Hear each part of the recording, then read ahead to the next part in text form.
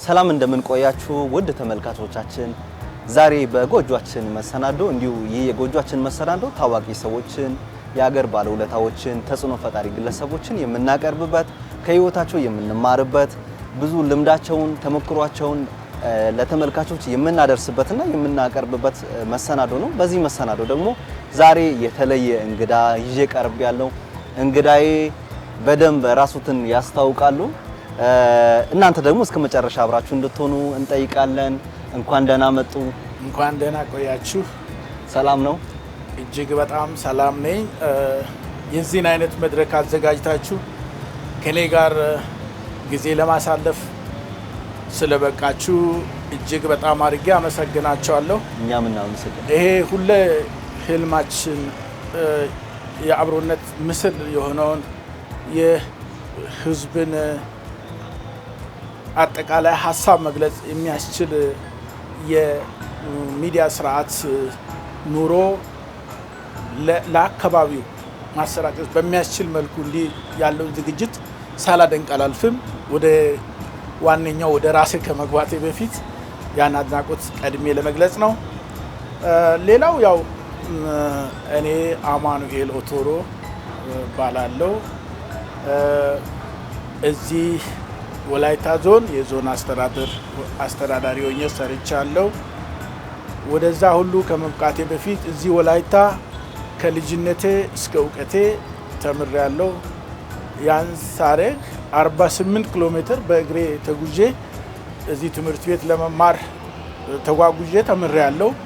ያው አሁን የደመቀች በጣም ውብ የሆነችው ወላይታ በዛ ሰዓት አነስተኛ ምንም ዞረን መግባት የምንችልበት ጥሩ የሆነ ሁኔታ ያልተፈጠረበት ዘመን ስለነበረ እኛ በችግር ነበረ የምናውቀው። አሁን ደግሞ ወጣቱ ያው በሚታይ አይነት በውበት ስለሚያቃት እንኳን ደስ ያላችሁ። እኔ ይህን መስላለሁ። ያው የትምህርት ዝግጅቴም ያው መጀመሪያ ዲግሪ የነበረው ጂኦግራፊ፣ ከዛ በኋላ ዴቨሎፕመንት ስቴድስ ማስተርስ ነበረኝ። ያ ትምህርት ዝግጅት አለኝ።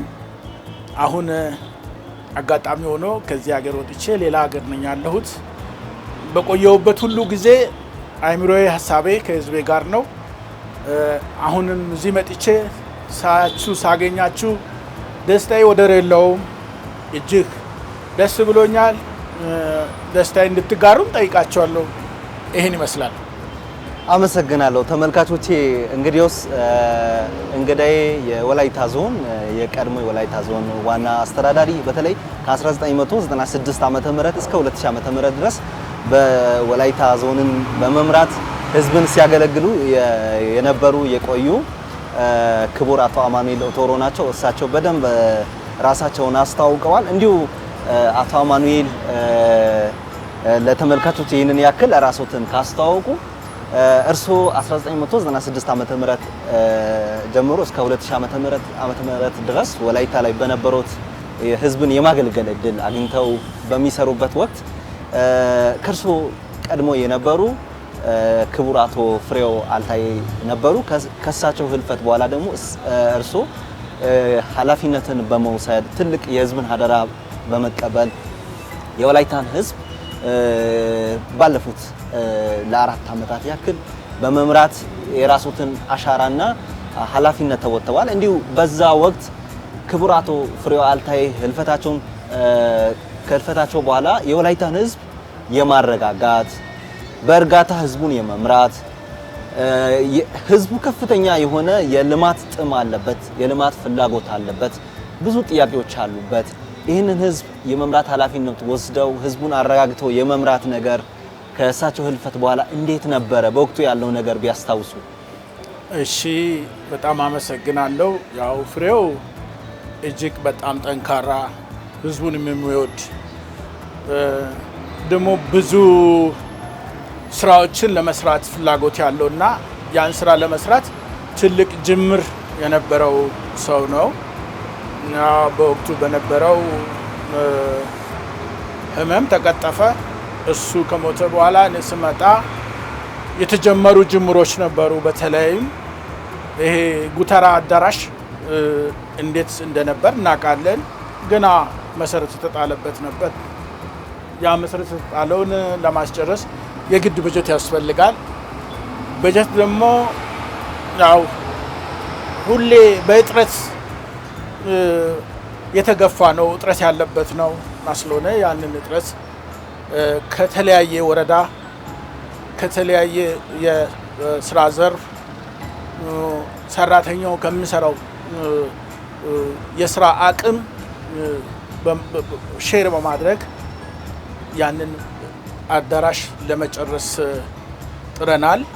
ያ ደግሞ የአንድ ሰው ውጤት ሳይሆን በወቅቱ በነበሩ በእያንዳንዱ የወረዳ አመራሮች በዞንም አመራር ደረጃ በውሳኔ ሁሉም የሚሰራ ስለሆነ በዛ ውሳኔ ያን ስራ አጠናቀን ለሚፈለገውና በአቶ ፍሬው የተጀመረው የወላይታ ጉተራ አዳራሽን ለማጠናቀቅ ችለናል። ማጠናቀቁ ብቻ ሳይሆን የአዳራሹ እንዴት አድርጎ ራሱን ችሎ ይቀጥል የሚለው ራሱን የቻለ ሀሳብ ስለነበረ ያንንም የግድ ከልማት ማህበሩ ጋር አገናኝተን ልማት ማህበሩ ያንን ይዞ የተለያዩ ትርፋማ የሆኑ ነገሮች እየሰራ ራሱንም እያጠናከረ መቀጠል እንዲችል አድርገን አሁን በሚታይ ደረጃ ደግሞ ቀጥሎ በመገኘቱ ይህንን ይመስላል። ሌላው በሚሰራበት የነበሩ ብዙ ለመስራት የታቀዱ ነገሮች ነበሩ። ከዛ በማስከተል ወላይታ ውስጥ የግድ ሰው ከአንድ ቦታ ወደ ሌላ ቦታ መንቀሳቀስ በተቻለ አቅም በጥሩ መንገድ መሄድ የሚችልበት ያ ደግሞ ልማቱን ለማፋጠን መሰረት መጣል ይችላል ብለን ስላሰብን የወሰነው ውሳኔ ነው። ያም ህዝብን አነሳስተን አስፋልት የከተማውን አስፋልት ለመስራት ያደረግነው ጥረት ነው። በዚህም እያንዳንዱ ሰራተኛ የወር ገቢውን በአመት ከፍሎ እንዲሳተፍ በእያንዳንዱ መድረክ እያንዳንዱ አመራር ጥረት አድርጎ ገንዘብ አሰባስቦ፣ ሁለተኛው ደግሞ በሌሎቹ ከፍተኛ አመራሮች ድጋፍም በተለያዩ ጥረቶችም ልክ ቴሌቶን አዲስ አበባ ሻራተን ላይ አድርገን በትላልቅ ኢንቨስተሮችም ተሳትፎበት ያገኘነው የገቢ ማሰባሰብ የሰጠንን አቅም ጨምረን ወደ ስራ ገብተን በተለይም በአሁን ሰዓት ስራ ላይ ባይኖሩም ከፍተኛ እርዳታ ያደረጉ አካላት ገንዘቡን ማግኘት የምንችልበትን ሚንስ በመፍጠር ኮንትራክተሮችን ምንላውም አሁን ኪንግናም ኮንትራክተር ይህንን ለመያዝ እንዲችል አውራ ጎዳናን የመሰለ ድርጅትን ከኛ ጋር አገናኝቶ ድጋፍ እንዲሰጠን እስከማድረግ ድረስ የሄዱ አካላት ነበሩ እና እነሱ በመደገፋቸው ኪንግናምም ጋር ኮንትራክት ተፈራርመን ይሄ ስራ እንዲጀመር መሰረት የተጣለበት ሁኔታ ነበር። በወቅቱ ይህንን ለመስራት እንዲሁ ቻሌንጆች አልነበሩም ወይ?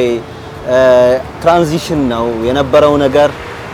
አንዴ የወላይታ ህዝብ ፍሬው የልማት ስራዎችን ለመስራት በማነሳሳታቸው ያላቸው ቦታ ትልቅ ነው።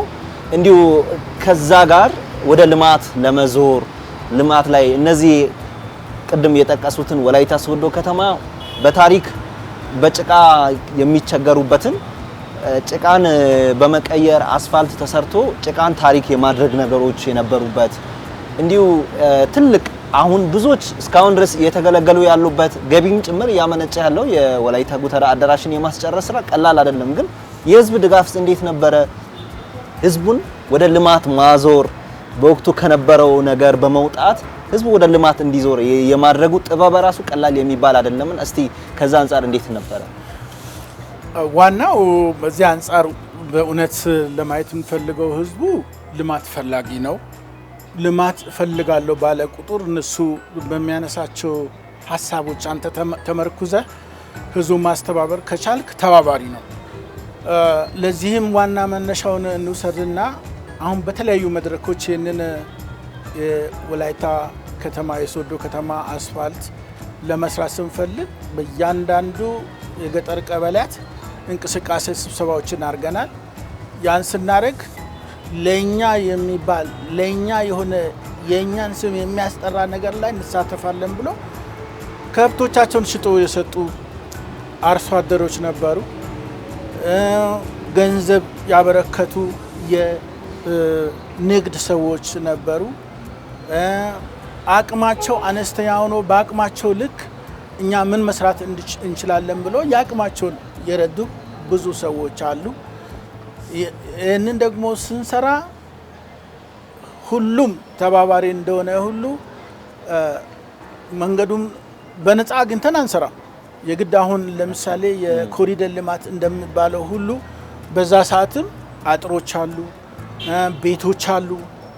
ቤቶችን ለማፍረስ ማዋየት ነበረብን። ስናዋይ ውይይቱን እሺ ብሎ በአንድ ሀብታ ያንን ነገር ለመልቀቅ ወይም እሺ ያለው ኃይልም ወደ ተግባር ሲሄድ በተግባር ለመፈጸም ከፍተኛ የሆኑ ችግሮች ነበሩ። ያ ሲሆን ያው በጋራ ሁሉንም ወስነን በተለይም ሱቀ በደረቴ የነበሩት እዚሁ ከጡርኔ ሆቴል ፊት ለፊት ያሉትን የማስነሳት ስራ የግድ አስፈላጊ ሆነ። ለነሱም ደግሞ ሌላ ቦታ መስጠት አስፈላጊ ሆነ። ወደ ሌላ ቦታ ሄዶ ለመስራት እስከሚችሉ ድረስ ጊዜያዊ መጠለያ በቆርቆሮ መስራት እንዲችሉ ማድረግ ግዴታ ሆነ።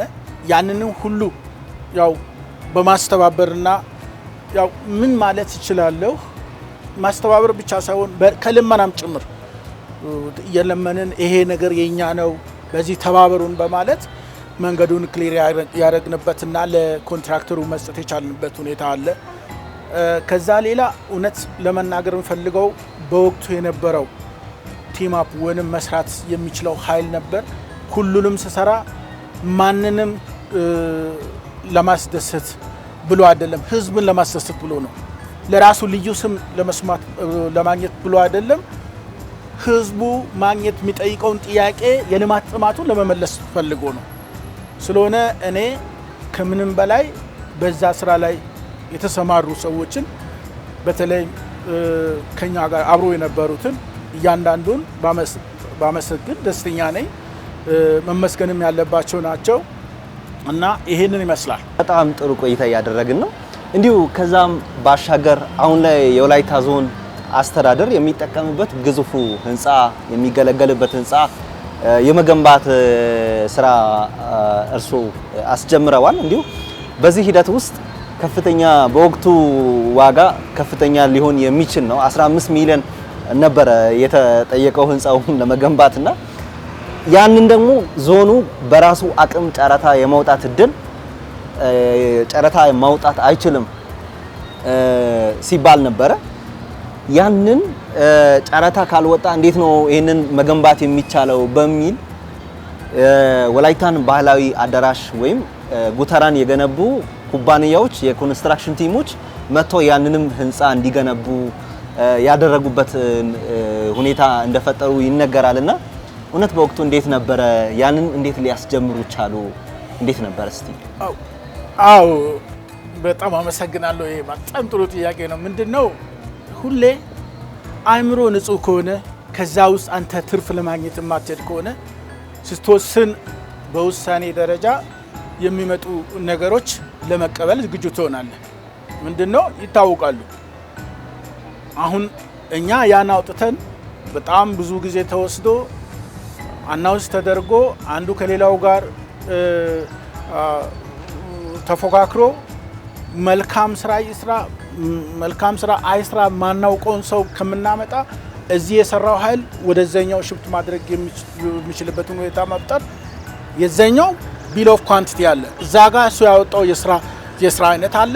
አሁን በዛው የስራ አይነት ልክ እሱ ባለፈበት የስራ አይነት እዚህ ጋር መቀጠል ያለመቻሉ ጉዳይ ሲሆን ይሄንን ልናደርግ ደግሞ የግድ ከጊዜ ጋር መሄድ ስላለብን ያ ኃይል አጠቃላይ ማቴሪያሉን ሳያወጣ ስራዎቹን ሳያጎድል ይሄንን ስራ ሰርቶ አትሊስት ለህዝቡ ስም የሆነ አንድም ያው ወላይታ እንደ ዞን ሳይሆን ድሮ እንደ አውራጃ አስተዳደር ነበረ። ዞኑ የመጣው በኋላ ስለነበረ ለዞኑ በብቻው የሆነ ራሱ ጽህፈት ቤት የለውም፣ የራሱ ቢሮ የለውም። ስለሆነ ያንን ቢሮ በአግባቡ ማሳካትና ሁሉም የተወሰኑ በተለይ ጠንከር ያሉ የፋይናንስ የመሰለ ፋይናንስ ቢሮ የመሰለ ከዛ ጋር አብሮ ከአስተዳደሩ ጋር ተያይዞ መሄድ እንዲችል ውሳኔ መወሰን አስፈላጊ ስለነበረ ይሄንን በወቅቱ በካቢኔ ደረጃ ተሰብስበን እያንዳንዱ ወረዳም ተሳታፊ ሆኖ ምክንያቱም ይሄንን ግንባታ ስንሰራ ያው በጀቱ የሚመጣው በእያንዳንዱ ወረዳ ስምና በህዝብ ስም የሚመጣ በጀት ስለሆነ ወረዳዎቹ ከራሳቸው በጀት ቆነጣጥቦ መስራት እንዲችሉ በማሰብ በሁሉ እምነት እና በውሳኔ ይህንን የዞን አስተዳደር ጀመርን። አስተዳደሩን ያው ልክ እንደ ጉተራ አደራሽ ተጀምሮ ሳይጠናቀቅ እንደተሄደ ያው ተጀመረ። እኔም ሳልጨርስ እጄ ግን አሁን አልቋይቼ እጅግ ደስተኛ ሆኛለሁ እና የራሱ የሆነ ስም የራሱ የሆነ አስተዳደር ጽህፈት ቤት መኖሩ እና የዞን አስተዳደር ደግሞ በዛው ልክ መጀመሪያ በነበረበት በቆየበት ቦታ መገኘት በመቻሉ በጣም ደስተኛ ነኝ። ግን አንድ ነገር ማስተላለፍ ፈልገው ያ ቦታ የአስተዳደር ጽህፈት ቤት እንዲሆን ሲደረግ ከዚህ በፊት የወላይታ አውራጃ አስተዳዳሪ የነበሩት ደጃዝማች ወልደሰማያት ገብረወልድ ቤታቸው እዛ ነበር። ቤታቸው እዛ ስለነበረ ያ ቤት የአስተዳደር ህንፃ መስራት የሚያስችል እና ትክክለኛ ወላይታን በአግባቡ ማየት የሚያስችል ፊቸሩን ገጽታው ማየት የሚያስችል ቦታ እንደሆነ ያንንም አስበን ያደረግን ስለነበረ አሁን ሳየው ራሱ ያ መልካምነቱ ጎላ ብሎ የታየ በመሆኑ በመጀመሩም በመጠናቀቁም እጅግ ደስተኛ ሆኛለሁ። ከወላይታ ዞን አስተዳደር ህንፃ ከመገንባትም ቀጥሎ እንዲሁ በዞኑ የተሰሩ ሌሎች ስራዎችም አሉ። ወቅቱ የምናነሳቸው የወላይታ ሊቃ ትምህርት ቤት ዓለም አቀፋዊ የሆነ እውቅና ያተረፈ ትምህርት ቤት ነው። ምሁራንን ዶክተሮችን ከማፍራት ባሻገር ደግሞ ለሀገርም እነዚህ ምሁራንን በመለገስ ሕክምናው ዘርፍ ላይ ለውጦች እንዲመጡ የሚያገለግሉ ዶክተሮችንም በመስጠት ይታወቃልና ይሄ ትምህርት ቤት ፋውንድ እንዲሆን ከወላይታ ልማት ማህበር ጋርም በመተባበር የሰሩት ስራ ይታወሳልና እንዲሁ እንዴት ነበር እስቲ ያ ጊዜ? ይሄንን የሊቃ ትምህርት ቤት በእርግጠኝነት ጅምሩ ከኔ ቀድሞ ነው። በእርግጠኝነት የወላይታ ልማት ማህበር ነው ሊቃ ትምህርት ቤት ያስጀመረው። ትምህርት ቤቱ ከተጀመረ በኋላ አሁን ትምህርት ቤቱ ያለበትን ቦታ ስትሮንግ አድርጎ ከጃፓን መንግስት በተገኘ እርዳታ ድጋፍ አግኝቶ ወደ ቦታው እንዲሄድ የልማት ማህበሩ ሊቀመንበር እዚህ ማመስገን ማለት ፈልጋለሁ። አቶ አልታዬ ብዙ ጥረት አድርጎ መጨረሻ ላይ እንዴት መስራት አለብን ሲባል ይሄን ቦታ መረከብ እንዳለበት ቦታው የሚሰሩ ኮንትራክተሮች ላይብሬሪውን ይሰሩ የነበረው ኮንትራክተር አሁን በነፍስ የሉ አቶ ያዕቆብ እና እሱ ወደዛው ወስዶ መስራት እንደሚችል ገልጾልኝ በደስታ ተቀበልን። የሊቃ ትምህርት ቤት አሁን ያለበትን ይዘት ይዞ በተለይም የወላይታን ትልቁን ጅምርና እኛን ሁሉን ያበቃውን የእውቀት ጥማትን መመለስ በሚያስችል መልኩ እንዲሄድ የተደረገበት ሁኔታ ነው ያለው። በዚህ ላይ ምን አይነት አስፈላጊነት አለው የሚለውን ስንመለከት ህዝባችን ከፍተኛ ቁጥር ያለው ቀድሞ ትምህርት ከተጀመረባቸው የኢትዮጵያ አካባቢዎች አንዱ የሆነ እነኚህ ትምህርት ቤቶች ደግሞ በብዛት የተደገፉት በሚሽነሪዎች ስለነበረ እያንዳንዱ ሚሽነሪዎች ከተለያዩ ቦታዎችን ተማሪዎችን ወጣቶች ወደዚህም ተሰብስበው በየአካባቢው ድጋፍ እያገኙ መማር የተቻለበት ስለነበረ ብዙ የትምህርት ጥማት አለ። ከትምህርቱ ጥማት ውስጥ ግን በጣም ጎበዝ ተማሪዎችን እንዴት አድርገን ለይተን ይሄ እውቀት ያለው ተማሪ ለወደፊት ለህዝቡ ጥቅም በመስጠት አንጻር ሌሎችንም ወጣቶችን በመምራት አንጻር የነሱ አሪያ ሆኖ በመገኘት አንጻር ምን መደረግ አለበት የሚለውን ልማት ማህበሩ ሰፋ አድርጎ በመገምገም ባደረገው ጥረት ያው ዞን አስተዳደሩ ድጋፍ መስጠት ነበረና ይህንን አድርጓል። የሚገርመው ከዚህ ከልማት ማህበሩ ጋር አያይዘን ሌላውም የጨመርነው ነገር አለ። አሁን ታች በዛ ሰዓት በክልሉ ጌስት ሃውስ የሚባል ነበረ እና ያ ጌስት ሃውስ የተወሰኑ ቤቶች አሉ። የተለያየ ቦታ የሚንቀሳቀሱ የመንግስት ኃላፊዎች ስመጡ የሚያርፍባቸው ግን ያንን በክልሉ ለየት ያለ በጀት የለውም። የዞኑ በጀት ወደዛው የሚመደብ ስለነበረ የዞኑን በጀት ወደዛ መድበን ያን ጌስት ሃውስ ማስከድ ሁሌም አይቻልና በተለይም ሁሉም ይመጣ ሰው እዛው ጋር ለመሆን ስለሚፈልግ ከዚህ ምን ማግኘት እንችላለን የሚለውን በወቅቱ የነበረው የልማት ማህበሩ ሊቀመንበር ጋር ባደረግነው ጥረት ለልማት ማህበሩ ሰጠን።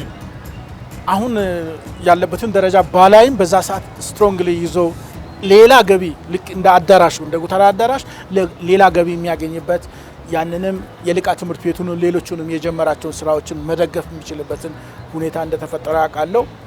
የልቃ ትምህርት ቤት የወላይታን የትምህርት ጥማት መመለስ የሚችልና ብቃት ያላቸውን የወላይታ ልጆችን ለሀገሪቱ ማፍራት የሚያስችል ሁኔታ እንዲፈጠር የታለመውን ትክክለኛ ግብ የመታ ይመስለኛል። በዚህም አሁንም ደስተኛ ነኝ፣ ህዝቡም ደስተኛ እንደሚሆን እርግጠኛ ነኝ። ከዛ አልፎ ወላይታ በመዋቅር ደረጃ እርስዎ በነበሩበት ጊዜ 7 መዋቅሮች ነበሩ። እነዚህ 7 መዋቅሮች ላይ የወላይታ ህዝብ የመልካም አስተዳደር ጥያቄዎችን፣ የልማት ጥያቄዎችን፣ ዲሞክራሲን ኤክሰርሳይዝ እንዲያደርግ እንዲሁ ርቀት ከሚሄድ የራሱን ጉዳዩን ለማስፈጸም ርቆ ከሚሄድ ለምን መዋቅር አይፈጠርለትም፣ ተጨማሪ መዋቅሮች ለምን አይፈጠሩም በሚል 7 ወረዳዎች ከነበሩበት 5 ወረዳዎችን ተጨማሪ 5 ወረዳዎችን በመጨመር 12 መዋቅሮች ወላይታ ላይ እንዲፈጠሩም እንዳደረጉ ይነገራል። እንዲሁ ያንን ጊዜ ያስታውሳሉ? እንዴት ነበረ? ይሄም ራሱ ኮሚቴ ተፈጥሮ ክልሉ የዛን ሰዓት የደቡብ ኢትዮጵያ ህዝቦች ክልላዊ መንግስት መጨረሻ ላይ የሆኑ ጥያቄዎች እየበዙ መጡ። ያም ማለት በጣም ከፍተኛ ቁጥር ያላቸው ወረዳዎች የልማት ጥማታቸውና የአስተዳደር ፍትሃዊ የሆነ አስተዳደር በቅርብ ማግኘት የሚያስችል ሁኔታዎች መፈጠር አለበት የሚል ጥያቄ ነበረ። ያ ጥያቄ ስነሳ በተለይ በዛ ሰዓት ከፍተኛ ቁጥር ያላቸው ወረዳዎች አሉ። ለምሳሌ ዳሞት ጋሌን ብንወስድ ከ350 ሺህ በላይ ነው። ቦሎሶ ሶሮን ብንወስድ 450 ሺህ ነው። ሶዶ ዙሪያን ብንወስድ 350 ሺህ በላይ ነው። ወይዴ 220 ምናምን ሺህ ነው። ሁምቦ እንደዚሁ 150 ሺህ ነው። ሌሎቹም ኦፋ እንደዚሁ 150 ሺህ ነው። በቃ የኛ መጨረሻው 150 ሺህ እና በላይ ነው። ግን እንደ ደቡብ በደቡብ ላይ 6000 ብቻ ህዝብ ኖረው ወረዳ ናቸው። የሚጋሩት ከአንድ ኬክ ላይ ነው፣ ከአንድ በጀት ላይ ነው። ለነኛም እያንዳንዱ መምሪያ ያስፈልጋቸዋል። ለነኛ እያንዳንዱ ቦታ ላይ አስተዳደር ያስፈልጋል፣ ያስተዳደሩ ምክትል ያስፈልጋል። ለእያንዳንዱ ደግሞ ስራ ማስከጃ ያስፈልጋል። እንይስት 400 ሺህ ሰውን የሚያስተናግድ ወረዳና 6000 የሚያስተዳድር ወረዳ በአስተዳደር ዘርፍ የሚኖረው ምደባ እኩል ነው። እንዴት አድርገህ ፍትህ ትሰጣለህ? ለእያንዳንዱ አገልግሎቶች አሁን ለምሳሌ በጣም የሚገርም አንድ ቀበሌ ብቻ አሁን ዶግ መሰለኝ እዚህ ቦሎሶ ሶሬ ያው ስለቆየውኝ እረሳለሁ 13000 አባወራ አለ። እንዴት አድርጎ ቀበሌ ያንን ያስተዳድራል? እና ስለሆነ ይህንን ጥናቱን የግድ ማድረግ አለብን ብሎ በወቅቱ የነበረው ጥናት የሚመሩ ኮሚቴዎች በዞን አስተዳደር ተቋቁሞ መጀመሪያ ለኛ የመጣልና እኛ የጠየቅነው 19 ወረዳ ነው። ግን ያው ሁሌ ክልል ጋር ሲኬድ ክልሉ ላይ የሚሆኑ ያው ብዙ ነገሮች አሉ። ስለሆነ 19 ወረዳ ማድረግ እንደማንችል ተነግሮ 12 ወረዳ እንደሆን ተደርጓል። ይሁንና ያ በፍጹም መሆን እንደማይቻል እናውቃለን። ምክንያቱም ሰው አገልግሎት ማግኘት ያለበት ሰው አገልግሎት ሰጪ ይፈልጋል። አገልግሎት ደግሞ ለመስጠት ቁጥር በበዛ ጊዜ አገልግሎቱ ያድራል፣ ፍትህ ያድራል። ፍትህ ማደር ማለት ፍትህ አለመሰጠት ማለት ነው። እና እነኛ ነገሮችን አስበን ነበረ። አሁን ደግሞ ጨምሮ እስከ 21 ደርሷል የሚለውን ስሰማ ያው ጌታዬን አመስግኜ ተውኩኝ። ለዚህ ነበረ ጥያቄ ያቀረብነው። ያው የህዝቡም ጥያቄ ስለነበረ ነው ያቀረብነው። ምላሽ በዛ ሰዓት በመገኘቱ በጣም መልካም ነበረ። አሁን ደግሞ በመጨመሩ እጅግ ትክክል ነው። ከዛ በላይ አገልግሎት መስጠት ካስፈለገ ያው እያደገ ሲሄድ የግድ ነው የሚሆነው። አሁን ለምሳሌ ሶዶ ከተማን የሶዶ ዙሪያ ወረዳ አካል አድርግ አሁን ሶዶ ዙሪያ ወረዳ አካል አድርግ አትችልም። የህዝብ ቁጥር እየጨመረ ስለሚሄድ ሌቨሉ ከፍ ይላል እና አገልግሎትን መሰረት ያደረገ የህዝብን ጥማትን መሰረት ያደረገ ለዛ የሚሰጥ ምላሽን መሰረት ያደረገ አስተዳደር ስትራክቸር አስፈላጊ ስለሆነ ነው እነዚህ ውሳኔ የተደረሰው በዛን ሰዓት። ከወላይታ ዞን የቀድሞ ዋና አስተዳዳሪ የነበሩ ከክቡር ከአቶ አማኑኤል ኦቶሮ ጋር ቆይታ ያደረግን ነው የምንገኘው። ቆይታችን እየተሳለጠን የሚገኘው ይቀጥላል።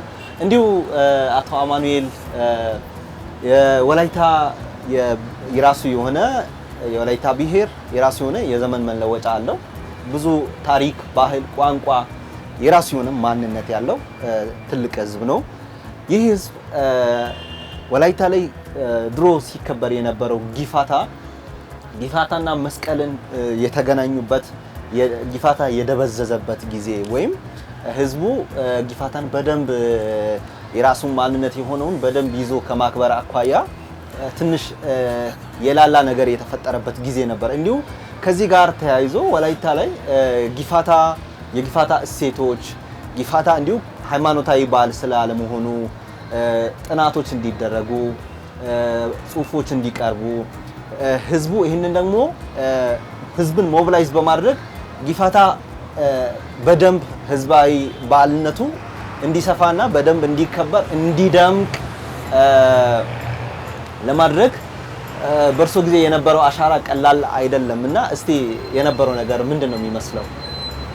ሁሉም ህዝብ ከራሱ ህዝብ ከታሪኩ ሲወርስ ከሱ ጋር ሲወራረድ የመጣ ነገር ነው። ምንም እዚህ ጋር ተጨማሪ ያደረግነው የለም። ግን አንዳንዴ ይሄድና በተለያዩ ንክኮች የተነሳ ይደበዝዛል እና አሁን እኔ በልጅነቴ የማየው የመስቀል ስርዓት ማለት ግፋታ የሚባለው እብን ጠፍቶ ወደ መስቀል ነው የተሸጋገረው። እኛም ብዙ ክርክሮች ነበሩ በወቅቱ። ያ ብቻም አይደለም፣ ልብስ በምንለብሰው የመስቀል ጊዜ ብቻ ሳይሆን ለጦርነትም ለጀግንነትም ጀግና ሲዋደቅ በሞት በለቅሶ ስርዓት የሚለበሱ ሀዲያ አለ። ሀዲያ ዱንጉዛ የሚባላል። እኔ በዚህ ጉዳይ ላይ ሰፋ አድርገን ነው የተነጋገርነው። በግፋታም መስቀል በመሆንና ግፋታ በመሆን የምለው እንደው በጣም የሚገርም እኔ አንድ ሰው ጋር ተከራከረ።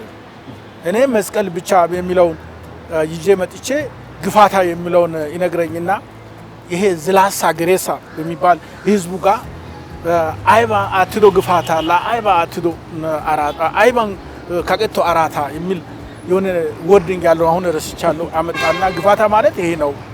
ግፋታ ማለት ገፋ ማለት እንትን ማለት ነው። የሆነ ለማድረግ በአመቱ የሆነ ለስራ ገፒዮ ጋር ማለት ያው በቸርች ቃል መግባት የዛ አይነት ነገር ብሎ አስብተን ተወያየንና በሆነ አጋጣሚ ወደ አጆራ ሄድ። ከአጆራ ስንመለስ ያ ማለት 1999 ማለት ነው። ልክ ለሚሊኒየም አንድ አመት ሲቀር ስንመጣ ሲሪየስሊ ስነጋገር መጻፍ አለበት መዋያት አለብን የሚለውን አስብተን የሆነ ቦታ ላይ ተነጋገርንና አሁን መተን ያው ኮሚቴዎች አሉ። እኔ በጣም ማመሰግነው ያው ምንም አይነት ሴታፕ ጠንካራ ኃይል በጣም ያስፈልጋል። እውቀት ያለው ኃይል በጣም ያስፈልጋል። የሚከራከር ኃይል በጣም ያስፈልጋል። ለህዝቡ የሚያዝን ኃይል በጣም ያስፈልጋል። በቃ ህዝቡ ሲያገኝ አገኛለሁ፣ ህዝቡ ሲበላ እበላለሁ ብሎ ህዝቡን ያስቀድም ኃይል በጣም ያስፈልጋል።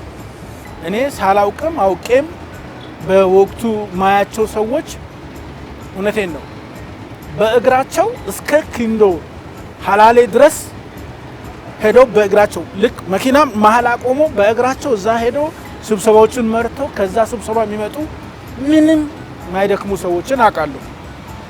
ያው በዛ ሰዓት ኃላፊ ስለሆንክ በትንሽ ቃል ነው የምታመሰግነው። ከዚህ የበለጠ ሌላ ስራ አለ ብለህ በትንሽ ቃል ነው የምታመሰግነው። አሁን ግን ትልቅ ምስጋና ማድረግ ፈልጋለሁ። ሌብነትን የሚጸየፉ ኃይሎች አሉ። ሌባ ጋር የሚከራከሩ ሌባ መሆን የለብህም ብሎ በጽናት የቆሙ ኃይሎች አሉ እና ስለሆነ እኔ በዛ ሰዓት በነበረው ሁኔታ ይህን ግፋታ እንዴት ማድረግ እንችላለን ሲባል ከሚሌኒየም ጋር አንድ እናደርጋለን አለ። ሚሌኒየም በክልል መከበር አለበት፣ በምንም ግፋታ አይከበርም የሚል ነገር መጣ። ያው ሁሌ አንድ ነገር ስትጀምር የሆነ ነገርን ብሎክ የሚደረግ አለ። ይሄ ያው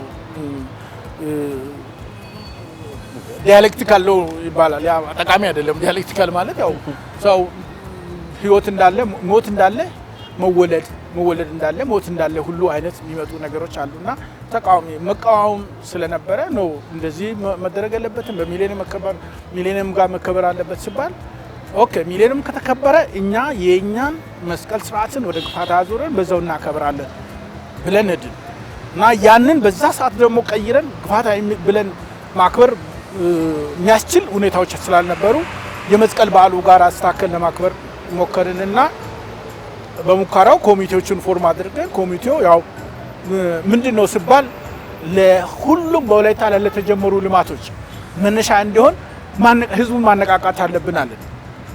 ህዝቡ ማነቃቃት እንዴት እንጀምር? እኛ የምናውቀው ህንገጫም ይባላል። ልክ ህንገጫ ማለት በወላይታ የአመት አሁን እኛ የምንቆጥረው 1997 98 ምናምን የምንላቸው የአመቱ ምንድነው የምንለው መስከረም አንድ መሆኑ ነው።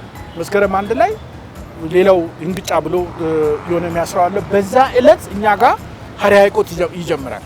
3 ሳምንት ነው ለግፋታ የግድ የሚሆነው ስለሆነ 3 ሳምንትን ለማክበር በመስቀል ስርዓት አድርገን 3 ሳምንቱን የመጀመሪያው ሀሪያ ሃይቆ፣ ሁለተኛው ቦቦዳ፣ ሶስተኛው ጎሾ በሚለው ነገር መከበር አለበት አሉ። እንዴት እናድር? ወረዳው ከእያንዳንዱ ቀበሌ ላይ አጋ የሆነ ከራቢያም ይባላል አዲያ ኢንዲያ የሚለውን እሱ ጭምር እንትን የተደረገ ጋዜ ሁሉ እንዲኖር አድርገን አትሊስት ሚሌኒየሙን እኛ እንጀምር የሆነ ነገር እናድርግና ልክ በሌላው ስርዓት ካሪባን የሚባለው በጣም የሚከበር ስርዓት አለ። ለወደፊት ማን ያውቃል ይሄንን ለማክበር ከዓለም ሁሉ የወላይታ ስም ነው ተብሎ የመስቀል ወይም የግፋታ ስርዓት ለማክበር ኃይል ከውጭም ሊመጣ ይችላል ብለን አሰብን። ከዛ ምንም ሳናደርግ ኮሚቴ ተቋቋመ፣ ቀጠልን። ለዛው ያው የፖሊስ ባንድ መምጣት ነበረበት። የፖሊስ ባንድ መምጣትን ብቻ ሳይሆን በጣም አሁን እኔ ዝም ብዬ በቃል ማመስገን ያለባቸው የመንግስት ትልቅ ባለስልጣናትን ሁሉ ጠርተን ነበረ ልበል፣ ምክንያቱም የቲም አፕ ስራ ስለሆነ እና ግን መገኘት በጣም ተፈልጎ በዚህ ሰዓት በህይወት የሌሉ በተለያየ አጋጣሚ ኮምፕሊትሊ አሁን ባለው ስርዓት ተቃውሞ ሰዎችም ስለነበሩ ከዙ በተለይም መንገድ ስላለብኝ ህዝብ ያየበት ስለሆነ የማስታወቂያ ምክትል ሚኒስትር የነበረች ነጻነት ትባላ በግፋታ ላይ የተናገረችውን በመስቀል በዛም በወቅቱ ባልነው መስቀል አከባበርና ግፋታን ወደዚህ ሶሊድ ያመጡት በዛ ጅምር የነበሩ በእውነት ወጣት መሪዎች ናቸው ማለት ይችላል። ለነሱ ክብር ቦታ አለኝ። ለእያንዳንዳቸው ከኛ በኋላ ለመጡት ይሄን ሁሉ ስርዓት አድርጎ በመጨረሻ ምን አጋኗሳይ የሆነ ነገር አለው ጎንደለ ጩርቀትን ይባላል። በዛ ለዚህ ቦታ ያበቁት ሌሎቹ መከበር አለባቸው። ግን እኛ ጅምር ለማድረግ ያው የሚሌኒየም እለት የስቴዲየም የነበረውን ቪዲዮ ማየት ትችላላችሁ ምን እንደነበረ እና ከዛ ጋር ምን እናስክድ የሚለውንም መጣ። ካመጣም በኋላ ስለ ወላይታ የዘፈኑ ዘፈኞች በግፋታ ላይ በመስቀል ስርዓት ላይ ተገኝተው ማመስገን አለብን። ዋይ ለምንድን ነው ይሄ የሚሆነው አለ። ምክንያቱም እኛ ሁሌ ስለሱ ያወጣነን እየዘፈንነን የኛ አድማጩ የኛ የሰፈር አድማጭ ነው። ያው እኛ ማለት ወላይታ ዘፈን ቢያወጣ የኛ ኃይል የሆነ የኛ ህዝብ የሆነ ጋሞ ይሰማል፣ ጎፋ ይሰማል፣ ዳውሮ ይሰማል፣ ኮንታ ይሰማል፣ መሎ ይሰማል፣ ዛይሴ ወደ ታች ያሉት ይሰማሉ አብሮ ስለሆነ አንድ ሰዎች ስለሆኑ። ግን ሌላው ያልሰማው የሚሰማው አሁን ፀሐይ ዮሐንስን ቶታል ትግራይ ይሰማል፣ ቶታል አማራ ይሰማል፣ ቶታል ኦሮሞ ይሰማል፣ ከተሞቹ ይሰማሉ። ስለሆነ በሱ የተዘፈኑ ነገሮች በዛን ሰዓት ጥበብ ወርቅዬ ሌሎቹን ነፃነት ወላይታ ብሎ የጠሩትን እናድርግ ሲባል እንዴት እኛ ጋር ያሉትን እንትን አንሸልማቸውን ሲባል እኔን ሸልሙኛ። ታዲያ እኔ ከማን ያነስ መድረክ ላይ ያለውን በጣም በእርግጠኛ እኔን ሸልሙኛ አልኳቸው። ምክንያቱም እኔም እየጣርኩ ነኝ ስለሆነ ወደ ሽልማት እገሌ ጋር ድረስ ከተባለ ወላይታ ስራው ስለሆነ እሱን በኋላ እንሸልማለን፣ በኋላ እንደግፈዋለን ወደሚለው መጣንና ሽልማቱ በዚህ አይነት ሁኔታ ልክ የመስቀል ስርዓቱን ወይ ግፋታን ያው የግፋታ ጅምር እሱ ስለሆነ እሱን ላይ ህዝቡ እንዲያስብ አደረግን። ይህን ይመስላል። ግን ግፋታን መቼ ይሁን የሚለውን ጭምር ተከራክረንበታል። ጠቃሚ ባይሆንም ለወደፊት ግን ግፋታ የሚባለው የአመት መለወጫ ነው። የአመት መለወጫ ቀን ሊኖር ይገባል። ቀኑ መቼ ይሁን የሚለው ሲሪየስሊ ሄደናል። እኛ መስቀል ወይም ግፋታ ስርዓት ባጭራ ቀራ ሸዋ ወጋ ታመሳይኞ ጭሻ ማስቀኝ ነው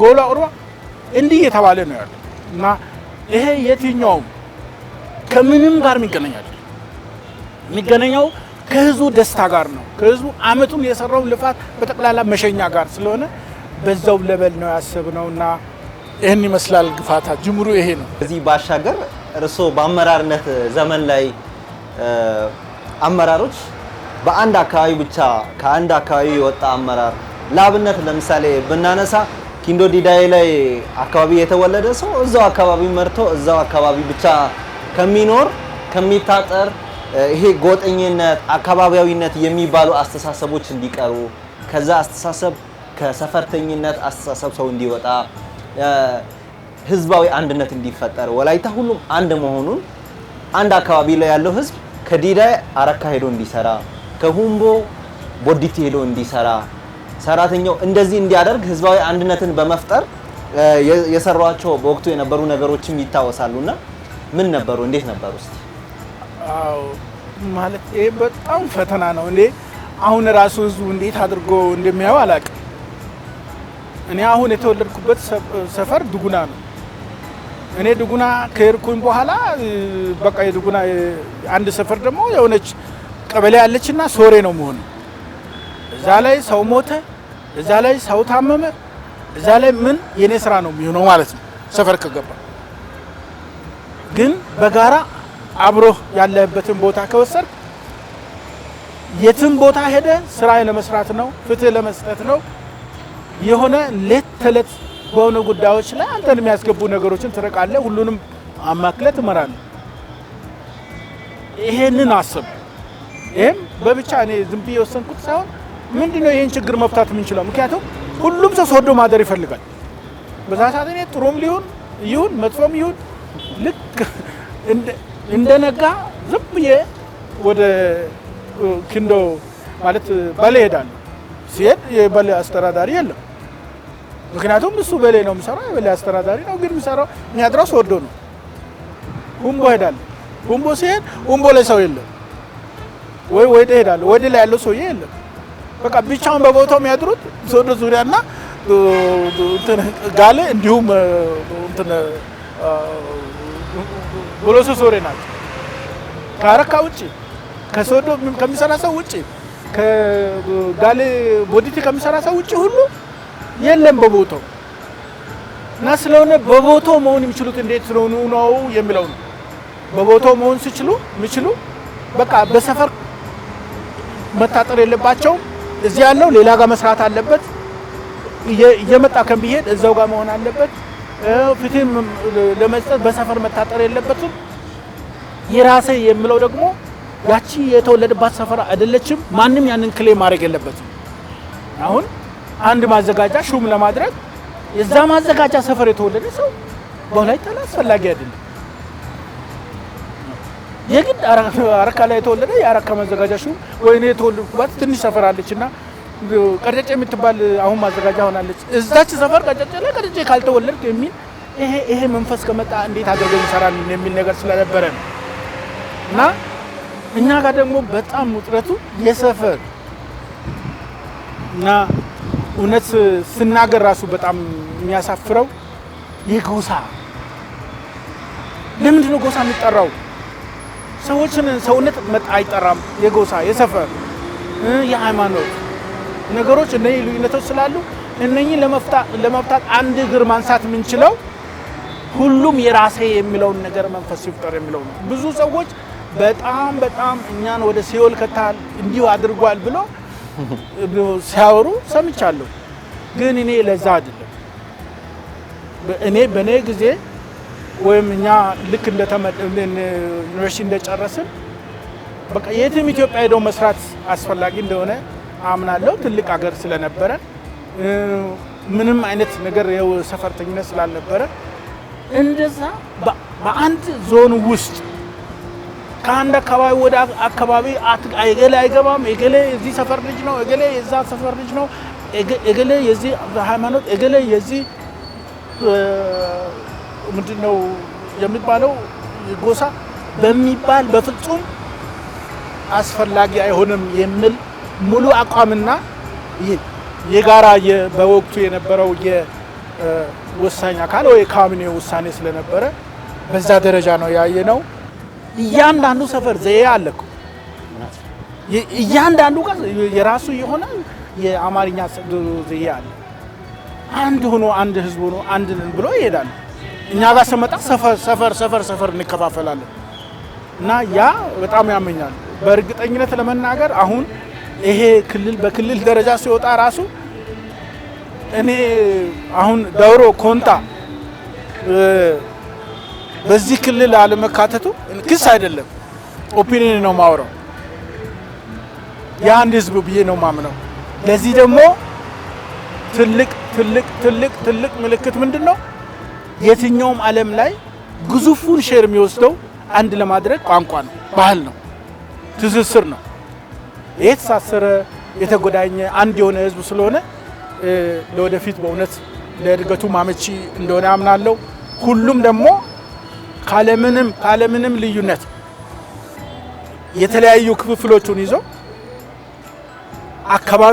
ይሄ አካባቢ ሳይል በእያንዳንዱ ቦታ እያለማ ሌላውንም እያለማ እኔ የጸዳ በጣም ያደገ እጅግ የተለወጠ እና ሰው የራሴ የሚለው ቦታ በነፃነት ከአንዱ ጋር ሌላ ጋር የሚደማመጥበት ሁኔታ ይፈጠራል የሚል እምነት አለ።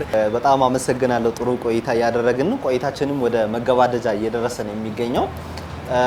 እንዲሁ የዛሬ 18 ዓመት ቆይታ በኋላ ወላይታ ሶዶና አካባቢው ላይ ወላይታ ዞን ላይ በጅምር እርስዎ የጀመሯቸው የልማት ስራዎች አሁንም የቀጠሉ ዛሬ ላይ ወላይታና አካባቢው አሁንም በልማት ላይ ነው የሚገኘውና እስቲ ምን ለውጦች አሉ? እንዴት ያዩታል? በጣም አመሰግናለሁ። ወደ ወላይታ ከመምጣት በፊት 18 ዓመት ቀላል አይደለም። 18 ዓመቱ 3 ዓመት ተኩል አዲስ አበባ ነበርኩኝ። ከዚህ ከወጣሁኝ በኋላ የሆነ ልጅ ሰራ ነበርና አዲስ አበባንም አውቃለሁ። ያው 15 ዓመት ከ6 ወር በኋላ ነው ወደ ኢትዮጵያ የተመለስኩኝ። ምንድነው ሰው ልጅ ተስፋው ምንድነው? ሰው ልጅ በቃ የሆነ ረሃቡ ምንድነው የሚለው በኔ በውስጥ ያለው ረሃብ ያደጉ ሀገራት ናቸው። ከነ ሁኔታቸው የጸዱ ስታያቸው የሚያምሩ የተለያየ አንተ የምታያቸው ነገሮች በቃ አንተን የሚያሳስቡ ይሄ እንዴት ሆኖ እንደዚህ ሆነ የሚሉ ነገሮች የሚታይባቸው ናቸው። እነኛን ያው ቀድመን በፊልም ነው የምናየው። አሁን ግን እድል አግኝቼ ከዛ በፊትም በተለያየ ሁኔታ ውጪ ስለምወጣ በውጪ የምናያቸው ነገሮች ናቸው እና አዲስ አበባን እኔ በተለያየ ጊዜ ሲመላለስ ስለነበረ አዲስ አበባንም አውቃለሁ። ወደ ራሴ ከመምጣት በፊት መጀመሪያ እሱ ላይ ልነሳ ብዬ ነው። አዲስ አበባን አይቼ ጌታን አመሰገንኩ፣ እግዚአብሔርን አመሰገንኩ። ይሄ ቀን በመምጣቱ ይሄ አይነት ነገር ለኢትዮጵያ የሆነ ብርሃን የመሰለ ነገር ማየት በመቻሉ አገር አለኝ ማለት በመቻሉ ማንም ካንተ ጋር ተማርኩ ከሚል ሀገር አደኩ ከሚል ሀገር ሀብት አለኝ ከሚል ሀገር ኢትዮጵያ የሚባለውን የድህነት ስም የልመና ስም በቃ የረሀብተኝነት ስም ኢንሳይክሎፒዲያ ላይ ረሀብተኝነት ያለበት ነው። እኔ በዚህ አጋጣሚ አደጋ መከላከል ኃላፊ ሆኜ ሰርቼ እያንዳንዱ ጋር ጥሩ ግንኙነት ነበረና በዛ ግንኙነት የነሱን ሀሳብ ሰማለሁ። ከዛ ወጥቼ ኢትዮጵያን ገና ሳይ ረሃብን አላነበብኩም፣ ገና ሳይ ጭቅቅቱን አላነበብኩም፣ ገና ሳይ በቃ ተስፋ እንዳለ አይቻለሁ። በጣም እሱ እጅግ በጣም እኔን አስደስቶኛል። በቃ አገር አለኝ እንድል አስብሎኛል። ከዛ በኋላ የኔን ያደኩባትን ሀገር ደግሞ እንዴት አድርጌ እንደምስል አላውቅም። የምገርማችሁ ያው ሶዶ ከተማ የምትባለው ደጃዝማች ወልደ ሰማያት መጥቶ ይሄን አሁን የምናየውን በኮሪደር ልማት የሚሰበሩ ቦታዎች እሱ በሰራው መንገድ ልክ የሆነ አጥር የታጠረ ወደፊት ባይመጣ ኖሮ አንድም ቤት አይፈርስም ነበር። ይሄን እርግጠኛ ሁኑ። አንድም ቤት 40 ሜትር አሁን ሐዋሳ ላይ አይቻለሁ። በቃ ያቺ እንዳለች እኮ ነው፣ ትንሽ ነገር ነው የሚበጠሰው እና እንደዛ ነበር። ይሄ የተጠጋ ያው ወደ ሆነ ደረጃ የደረሰው ቦታ ላይ የሚወጡ መንገዶችን አይቼ አሁን አዲስ መንገድ በዛ በዋናው ድሮ በመጣው አስፋልት በኩል ያለውን አይቼ በኮሪደር ልማት በዚህም ያለውን ነገር አይቼ እና የህዝቡ ሚሞሪያል የሆኑ ስታቾችንም አይቻቸው ወጣቱ አሁን ያሉት አመራሮች ለስራ ያለውን ሩጫ አይቼ እግዚአብሔርን አመሰገንኩ። እነሱንም ባገኘሁት ሁኔታ ባጋጠመኝ ፕሊስ ለህዝባችሁ ስሩ፣ ይሄ መልካም ነው የሚለውን ቃል ሰጥቻለሁ። የተሰማራውን በትምህርት ለውጦ አካባቢውንም በመቀየር ወደ ላቀ ሁኔታ ለማስገባት ቢቻል መልካም እላለሁ እና ያን ለማስቻል በሚያስችል መልኩ በተለይም አሁን ያለው አመራርም ያን ቢያስብ መልካም ነው። ሌላው የኮሪደር ልማቶች ጋር በተለይ ገበታ ለሀገር በሚለው አሁን በተጀመረው ነገር ከዚህ በፊት እኛ የሞከርነው ነገር ነበር። በዛ ሰዓት ያው በጋራ ሆነን ኮሚቴ ወስነ አንደኛው መስራት የፈለግነው አሁን እናንተ የምታነሱት የቲቪ የፕሮግራሞችን የተወሰነ ኮሚቴ አቋቁመን እስከ ቦንጋ ድረስ ልከን የተለያዩ ነገሮችን አድርገን የሆነ ፕሮዳክሽን አድርገን ነበረ። በጣም ጠቃሚ በሆነ መልኩ ልክ ያንን በዚህ ደረጃ አይቼ ኮርቻለሁ። ሌላው ደግሞ አሁንም ያልተሰራ በገበታ ለሀገር የገሮ ከተማ በሚል ልክ በአባይ ሀይቁ ላይ ለመሞከር ለማዘጋጀት ያለ ትልቅ ዶክመንት የተዘጋጀ ነው እና ያ ቢሰራ ለወደፊት ያለው ኃይል ያን ቢሸከመው ያንን ለመንግስት ቢያሳይ ከመንግስት ጋር ቢሰራ የሚል ሀሳብ አለኝ። ሌላው በዛ ጊዜ አውሮፕላን ሜዳ ጥናትም አድርገን ነበር እና አሁን መንግስት የሚሰራውን አውሮፕላን የሱማኖን እዚህ ቦሎሶ ሶሬ ያለው ሱማኖ እሱን ሄጄ ባይኔ አይቻለሁ። በሆነ አጋጣሚ ሄጄ እግዚአብሔርን አመሰገንኩ። አንደኛው ያ ቦታ ደግሞ ምን ያክል አማካይ እንደሆነ ሀዲያ አለ፣ ከምባታ አለ፣ ይሄ ህዝብ አለ። ያ ህዝብ እኮ በጋራ ተደምሮ ወደ 7 ሚሊዮን የሚሆን ህዝብ ነው ያለው እዚህ ሰፈር። የ7 ሚሊዮን ህዝብ ውስጥ ያለ ነጋዴ ያለ የምሁር ኃይል ያለ በአካባቢው የሚንቀሳቀስ ለልማት የሚንቀሳቀስ ኃይል የሚጠቀምበት ኤርፖርት ነው ማለት ነው። ያ ማለት እስኪ እዛ ጋር ምን አይነት ሰርቪስ ወይም አገልግሎት መስጠት ይችላል፣ ምን አይነት ጥቅም ሊሰጥ ይችላል፣ ህዝቡ እንዴት ሊያግዝ ይችላል የሚለውን ማሰብ ይቻላል በኢኮኖሚክ ተርም እና በዚህ አይቼ መልካም ነው የሚለውን እጅግ አይቻለሁ። ምናልባት ሌላ ምን ቢሆን ይሻላል የሚለውን ሀሳብ ማከል ቢፈቀድልኝ እኔ በጋራ መኖርን የመሰለ ትልቅ ነገር የለም። በአንድ ሀገር ትልቅ ሀገር አለን፣ ታዋቂ ሀገር አለን። በኢትዮጵያ ውስጥ ተጽዕኖ ፈጣሪ ለመሆን ጎበዝ መሆን፣ መማር፣ ማወቅ፣ ልማት ላይ መሳተፍ፣ ልማትን ለማምጣት አስፈላጊ ሁሉን ነገር ማድረግ አንድ አካባቢ ያለን በዚህ አካባቢ በተለይ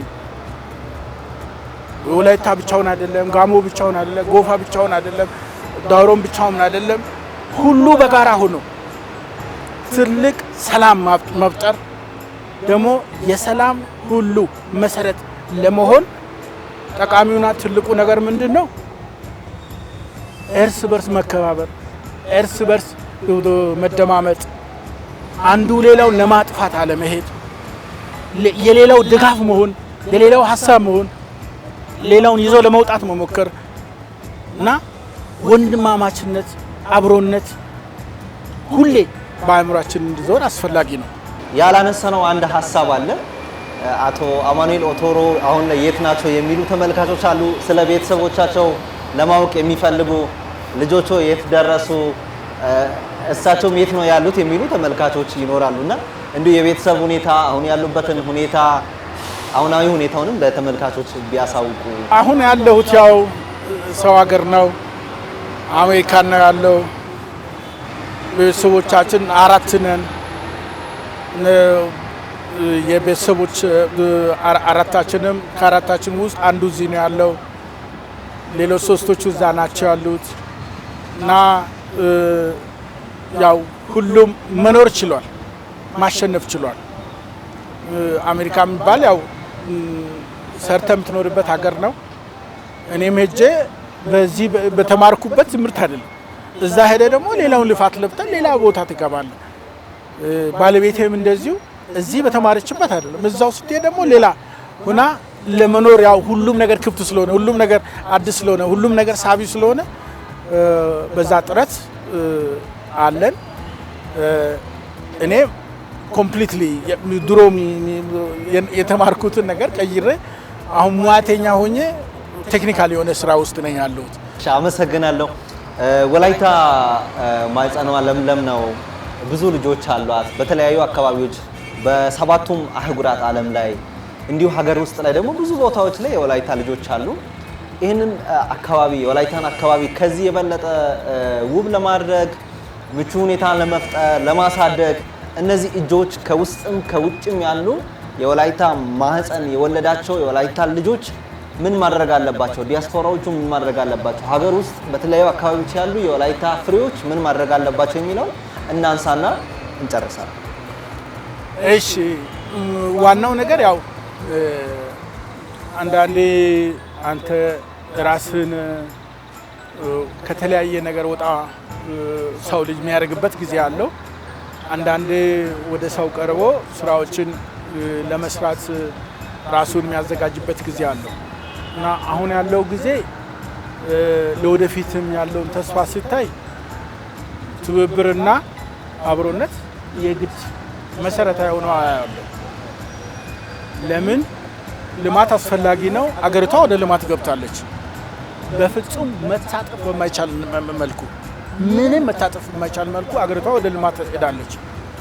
የሀገሪቷ ወደ ልማት የምትሄደውን ጉዞ ውስጥ አንድ አካል ሆነን በቃ እኔ ምንድነው ሰው በአቅሙ 3 ሚሊዮን ካለው ውስጥ አትልስ 1 ሚሊዮኑ አይደለም 2 ሚሊዮኑ ወይ 3 ሚሊዮኑን ሁሉንም ጠንካራ ሰራተኛ ከድህነት ለማውጣት የወሰነ የቆረጠ በቃ ስራን ብቻ ሰርቶ በስራ ለውጥ ማምጣት የሚችል እንዲሆን ለማድረግ አስፈላጊውና ትልቁ ነገር ምንድነው?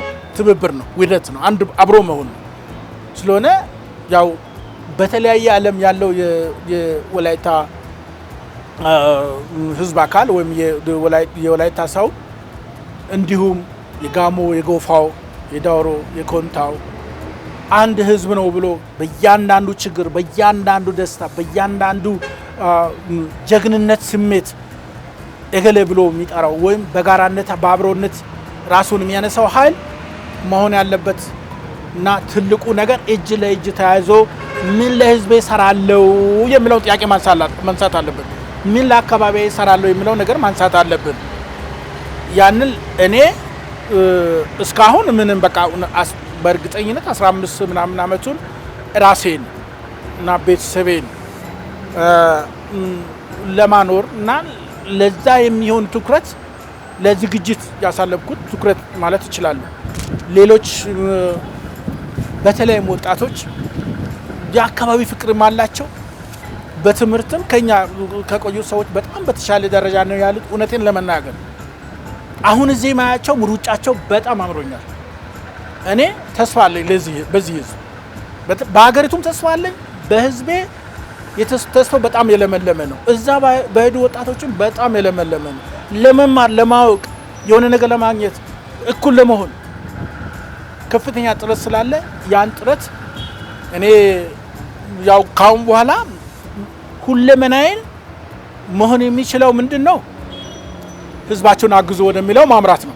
አቶ አማኑኤል ኦቶሮ ወደ እናት ሀገር ኢትዮጵያ መጥተው ወደ ተወለዱበት ወላይታ አካባቢ መጥተው ጎራ ባሉበት እንዲሁ ለወላይታ ቴሌቪዥን ያሉትን ሐሳብ የነበሩትን ቆይታ ወላይታ አካባቢ ላይ የሰሩትን ስራ መልካም ተሞክሮችን ሐሳቦትን ሳይሸሽጉ ፈቃደኛ ሆነው ጊዜውትን መስዋዕት አድርገው ፈቃደኛ ሆነው እንግዳ ስለሆኑ እጅግ አድርገን በወላይታ ቴሌቪዥን ተመልካቾች ስም ልናመሰግን እንወዳለን። በጣም እኔም አመሰግናቸዋለሁ። እግዚአብሔር ያክብራችሁ። ይሄን ጊዜ ሰጣችሁ ከኔ ሐሳብ ለመጋራት በመብቃታችሁ አሁንም ወደፊትም እኔ ትልቅ የሆነ ህዝብ አንዱ ለሌላው የሚሳሳ አንዱ ሌላውን ለመደገፍ የተዘጋጀ ህዝብ እንደናንተ ደግሞ ይሄንንም ሁሉ አስተባብሮ ትክክለኛ መልእክት ማስተላለፍ በሚያስችል መድረኮችን የሚያዘጋጅ ኃይል እንዲሆን ሁሌ ምኞቴ ነው። በጣም አመሰግናቸዋለሁ። ጥሩ ጊዜ እንደሆነ አምናለሁ። ለኔ እጅግ አድርገን እናመሰግናለን። ተመልካቾች በዛሬው የጎጆአችን መሰናዶ የወላይታ ዞን የቀድሞ ዋና አስተዳዳሪ ሆኖ ያገለገሉ ክቡር አቶ አማኑኤል ኦቶሮ ጋር የነበረን ቆይታ ይህንን ይመስላል። በቆይታችን ከኛ ጋር ስለሆናችሁ እጅግ አድርገን እናመሰግናለን። ከቀሪው የጣቢያችን ፕሮግራሞች ጋር ሰናይ ጊዜ እንዲሆንላችሁ መልካም ጊዜ እንዲሆንላችሁ እንመኛለን። መልካም ቆዩ።